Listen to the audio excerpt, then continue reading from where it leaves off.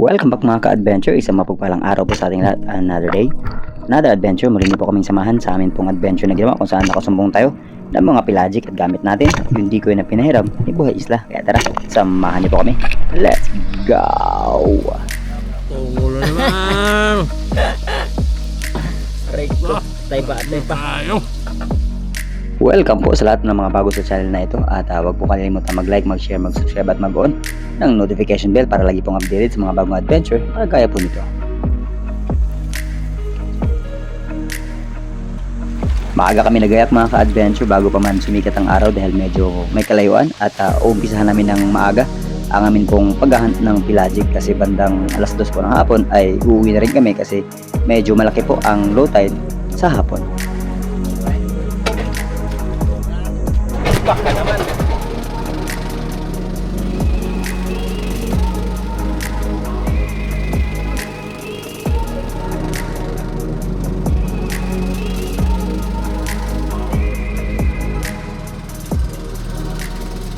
Isang mapagpalang umaga sa ating lahat mga ka-adventure.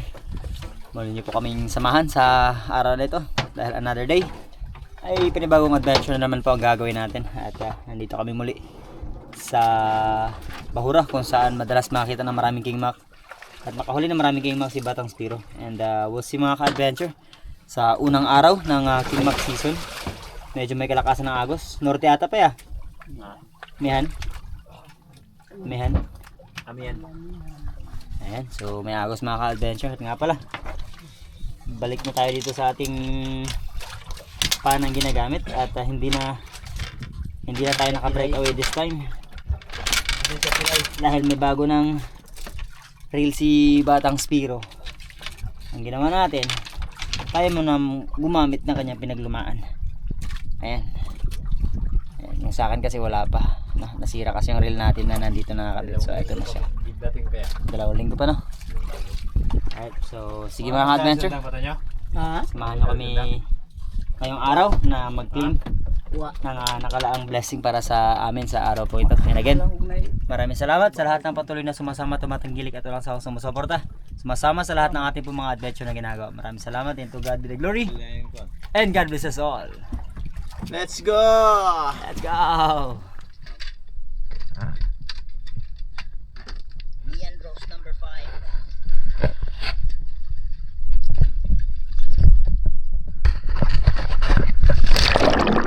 All set mga ka-adventure, ready na ang ating lahat ng mga kagamitan. Kaya tara, umpisahan na natin ang paghahanap ng pelagic sa araw pong ito. Sa una nating pagbaba at paghahunt, hindi muna natin dinala yung decoy at pinuntahan ko kagad yung bato kung saan tayo madalas makita ng kingmak na nagpapalinis. At pagdating ko nga doon mga ka-adventure, meron ngang kingmak, kaya lang natakot naman ito ng pag-attempt nating lapitan at i-close ang gap. Lumayo bigla mga ka-adventure.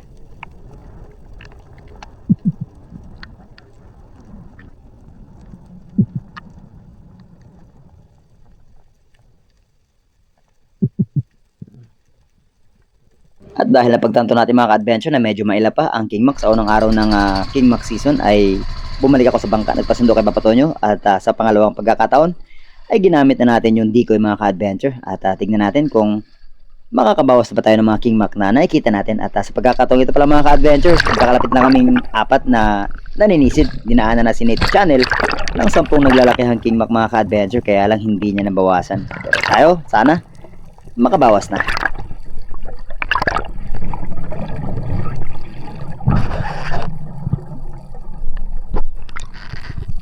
At hindi nagtagal pagkatapos ating masetup ang decoy mga ka-adventure, may malaking kingmak na kagad na lumapit. Around 11 kilos po ang laki nito, kaya agaran natin itong binaba at nilapitan, trying to close the gap hanggang sa totally nakapag-pull tayo ng trigger. At ito ang ating naging kauna-unahang isda sa araw po ito mga ka-adventure, isang oversize na tangigi or kingmak.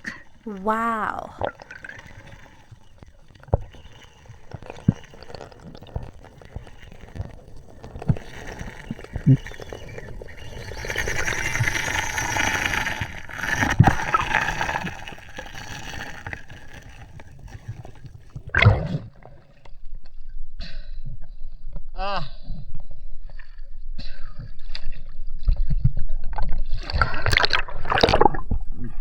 At wala pang isang minutong paglangoy ng kingmak mga ka-adventure, pagsirit na pinayak niya yung reel ay bigla na itong huminto at nanghihina na siguro, kaya dahan-dahan ko na pong niretrieve at hindi niya naubos yung 100 meter na reel na gamit natin.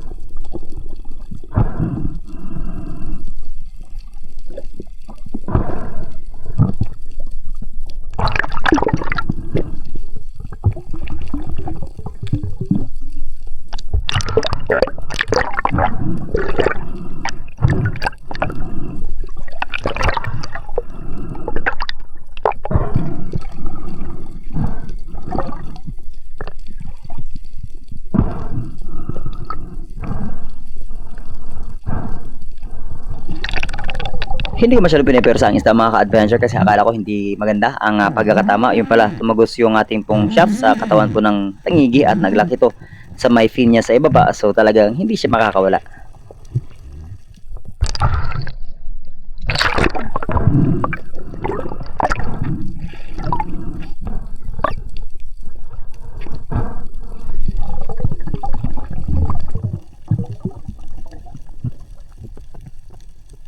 At pagkahawak sa buntot mga ka-adventure, fish is secured na, kaya naging kampante na ako.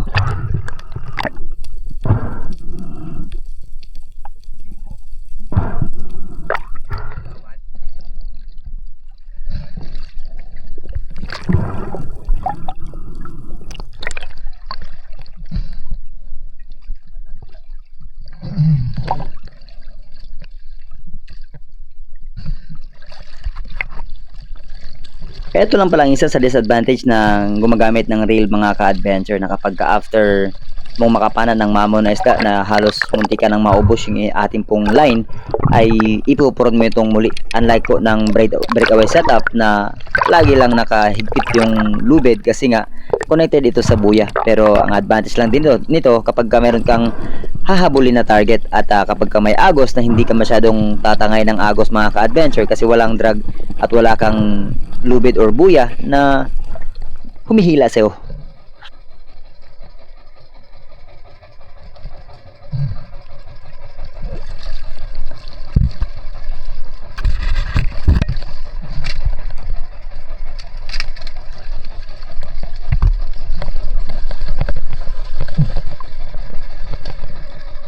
Pagkaraan ng ilang minuto mga ka-adventure ay natangay na ako papunta sa ibabang bahagi ng Bahura, kaya agaran ako nagpasundo kay Papa Tonyo at nagpahatid sa pinaka-itaas na bahagi kung saan nagmumula ang agos kasi drift dive lang po ang ginagawa natin. So nagpapaanod lang tayo kasama ng decoy pabor sa agos.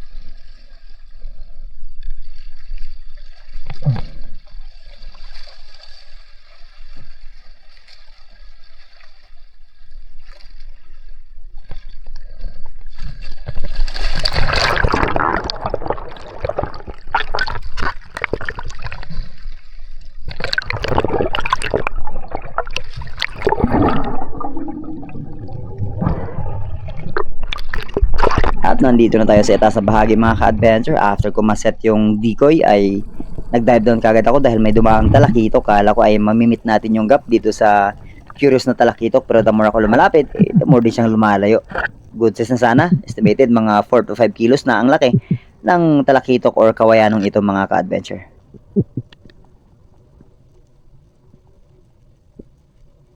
No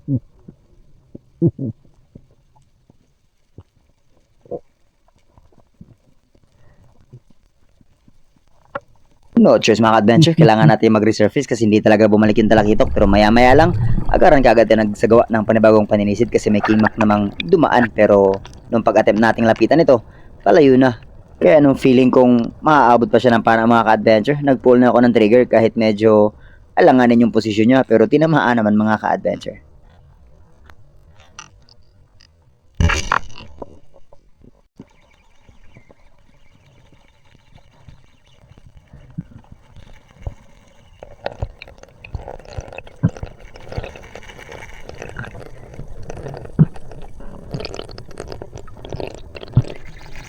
Medyo kabado at hindi ako confident sa pagkakatama ang mga ka-adventure kaya pagkaahon ko agaran ako naglingon sa paligid kung meron bang possible na mag second shot dito sa ating napanang tangigi.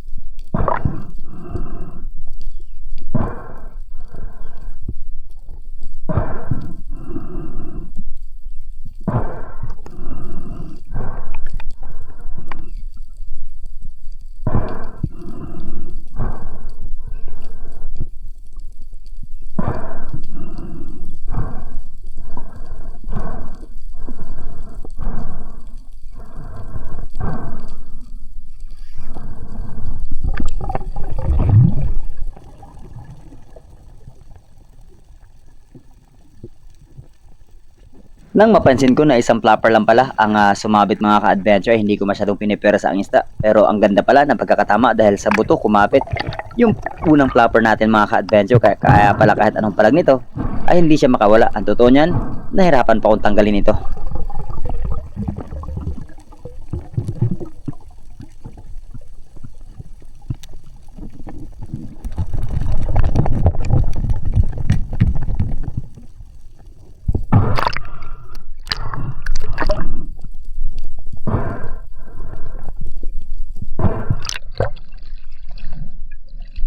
Nyo!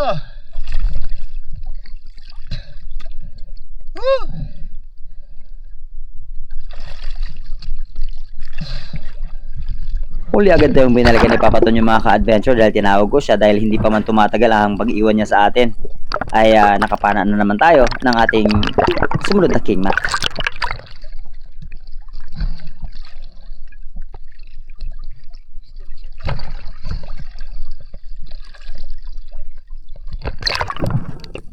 And after a few dives pa mga ka-adventure, unti-unti na rin humihina at nawawala ang agos kaya nag-decide kami na i-abort muna ang aming unang spot at puntahan yung Alipio kasi malapit lang naman siya. Around less than 10 minutes away ay mararating na namin yung kabilang bahura kaya tara, puntahan natin baka sakaling makasumpong tayo doon ng mga pelagic or iba pang mga klase ng isda na possible natin makuha sa araw na ito.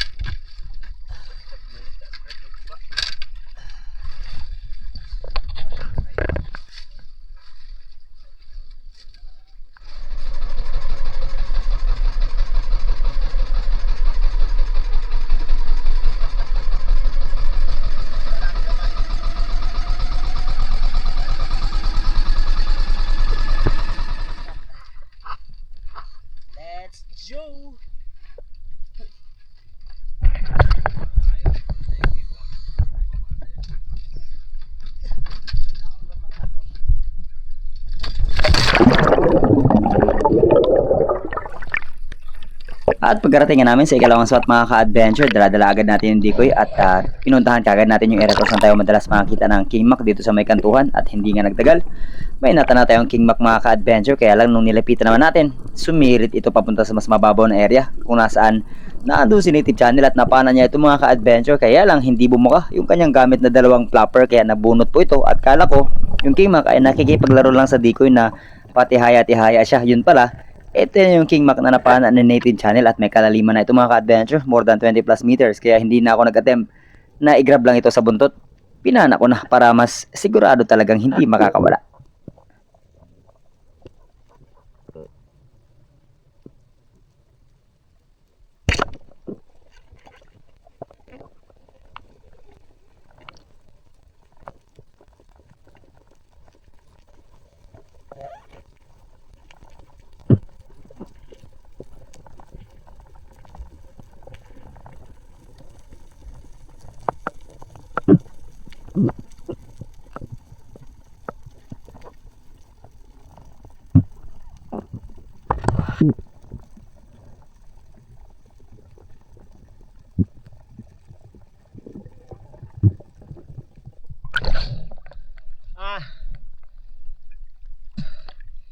Kasi nabuhay ang King Mac. Sino tanggalan? Ikaw? Nakuha ko na.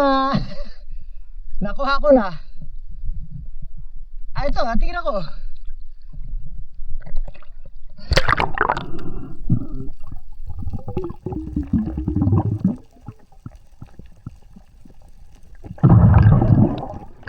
Okay lang kahit nakawala yung napana ni Native Channel, pero nakuha ko naman mga ka-adventure. Kasi nga ang isda ko ay isda naman din naming lahat, kami rin ang maghati-hati sa isdang makukuha namin.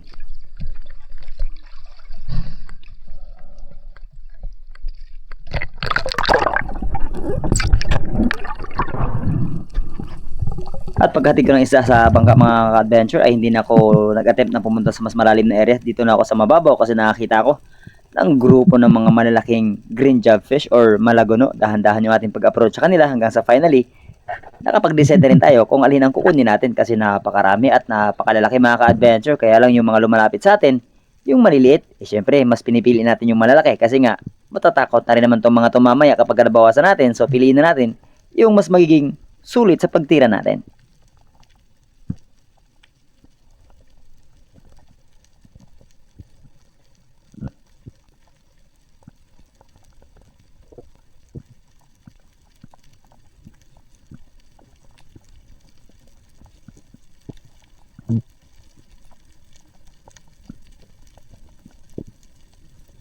At eto na mga ka-adventure, nakapili na tayo ng ating titirahin.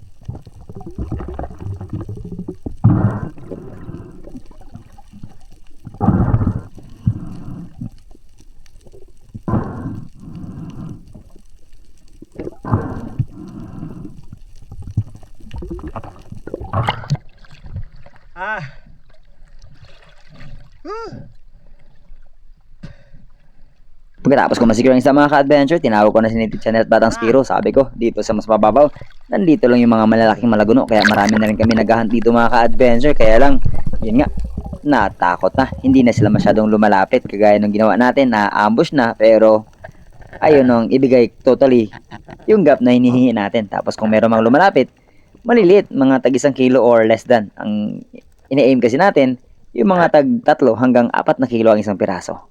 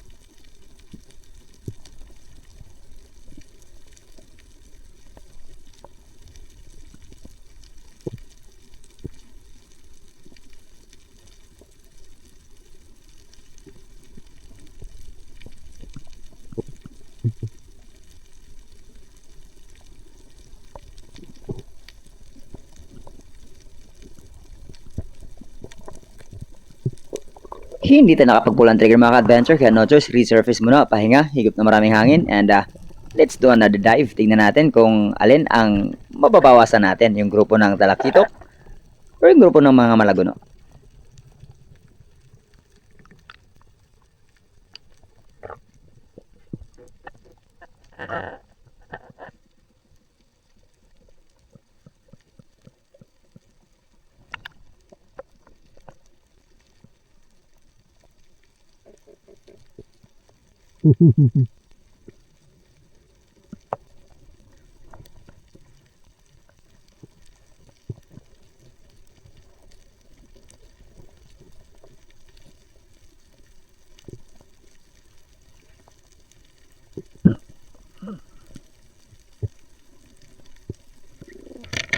Hindi grupo ang lumapit sa atin mga ka-adventure, pero talakitok, good size na, kaya kunin na natin.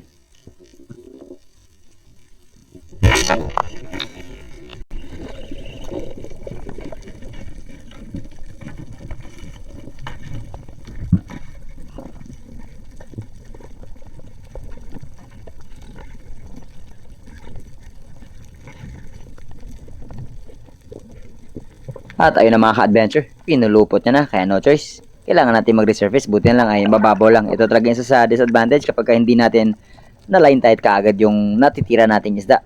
Nag-i-entangle talaga sa mga bato. Lalo na kapag mas malalaki tapos hindi na fatal ang pagkakatama dito.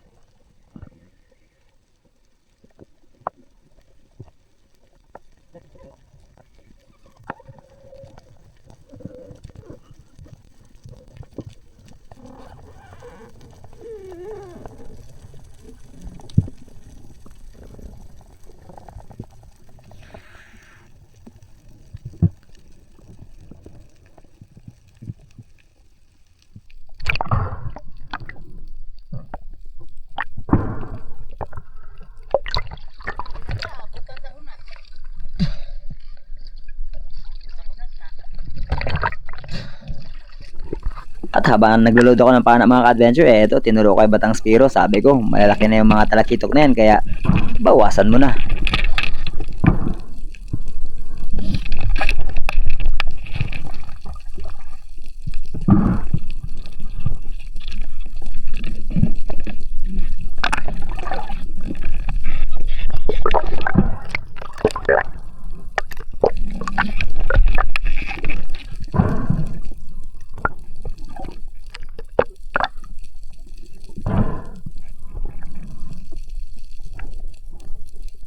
At naging successful naman mga ka-adventure ang pagbawas ni Batang Spiro doon sa talakitok. Pero ang ini-aim niya talaga, nakita niya na rin pala yung grupo ng mga malaguno mga ka-adventure. Kaya tara, kanya-kanya muna kami ng dive. Tignan natin kung mababawasan pa ba natin.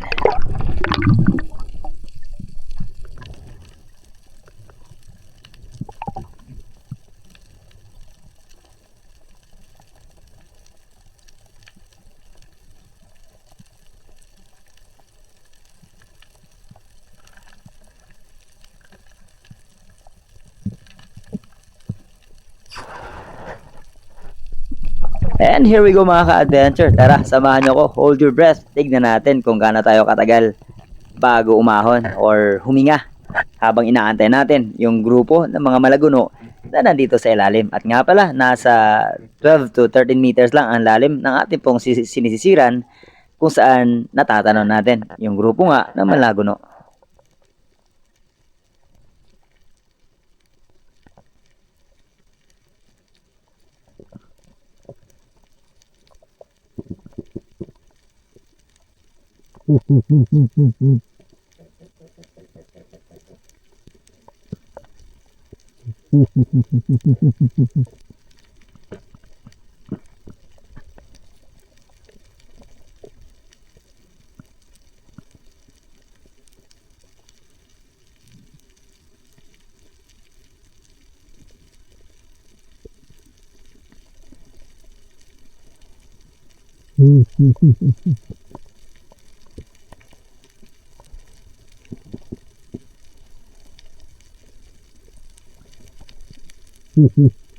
Hindi ko na pinapansin yung mga talakitok mga ka-adventure kasi naka-target lock talaga tayo doon sa malaguno na nandyan sa likod. Pero pag hindi tayo nakabawas, no choice. Kailangan natin bumalik sa bangka at kailangan na naming bumiyahe kasi malayo-layo pa ang amin pong uuwian. Plus, inahabol nga namin na hindi kami mahibasan at makapasok pa kami ng maayos, makadaong pa bago tuluyang bumaba ang tubig.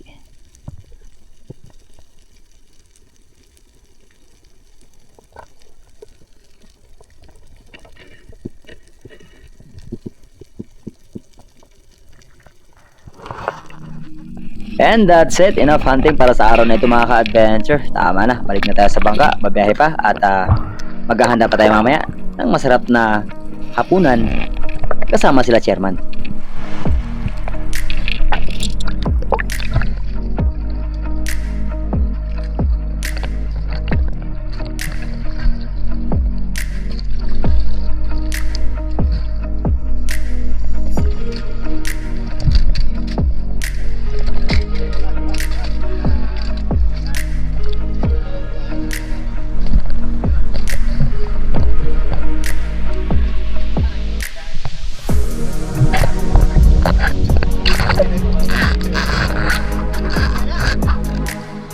Napakalaking bagay talaga mga ka-adventure kapag kasama namin si Papa Tonyo. Hindi lang siya sweeper, taga-kuha ng isda, taga-monitor sa aming safety. Ay siya rin ang aming pong taga-luto na pagtapos namin pong mamana, sigurado meron kaming makakain muna pang tawid ng gutom dahil unang kain pa lang namin ito sa buong maghapon.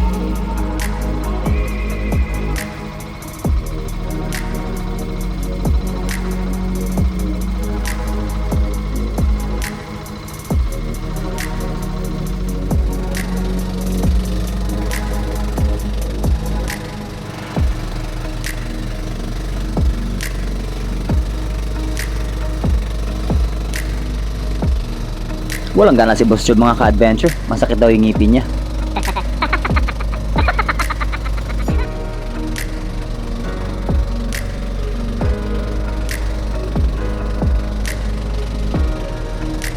Loko to si Papa Tonyo mga ka-adventure. Nag-San Miguel Light Apple pa habang pauwi kami sa isla.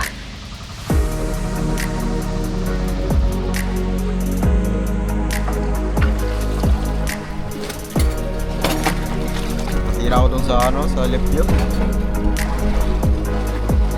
Nakatira ka?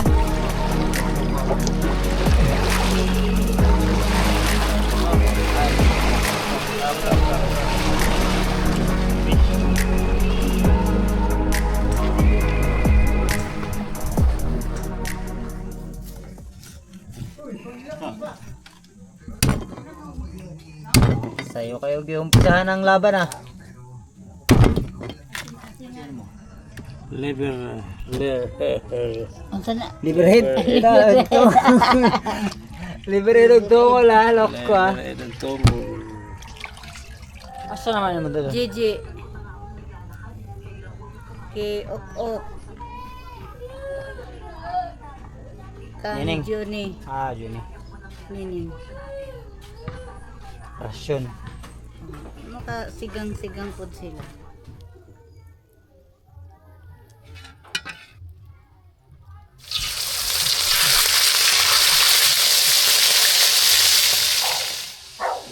Ihaw. Yan ang Ganggang. ganggang.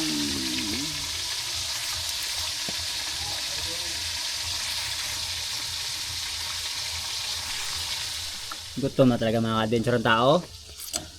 Oh. Gutom na talaga. Hindi na maawat na. Ako mga adventure nanghihina na rin. Wala, walang tanghalian kasi kaya walang ulam. Kita na itong wala. Lato. Nada. Adventure. May tungol na rin sa wakas. Tungol na naman. Aray ko. Atay pa. Tayo. Atay pa good. Ang libre aid.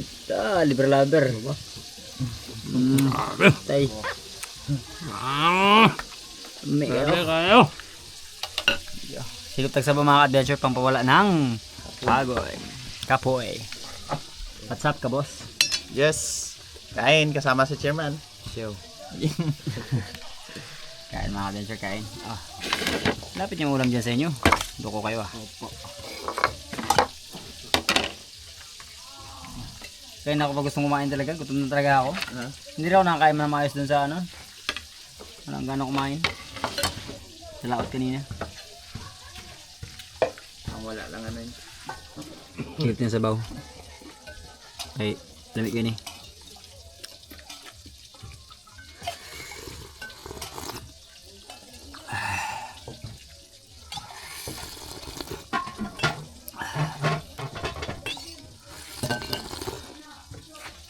Pintay gustong pao. Uy, may langka. Tapos na chairman mga adventure. Hindi kami nakakilaw kasi medyo ibang pakiramdam ng tiyan niya. Kaya kung okay sana, kilaw sana chairman. Ganda pa naman siya na suka. Lain-lain na ito yan. Pag naitangay ganyan, makilaw niya po eh. Loko! Sana all. Pabikil. Dahil may kilin. Ito pa ba? Para tayo bukas ng good size. Good size, sige size. 3 kilos. At dyan, nagtatapos sa isang masarap na kainan mga kadventure. So, God be the glory sa blessing sa aming nasumpungan sa araw po ito sa masarap na pagkain. At syempre sa guidance na lagi naming natatamasa every time namamana po kami. At maraming salamat. To God be the glory. And we'll see you mga adventure sa ating susunod na adventure. Let's go! Ayan mga adventure, bago tayo magtapos syempre, dako po muna tayo sa ating pong shoutout sa pinakauna nag-comment, si Meramik.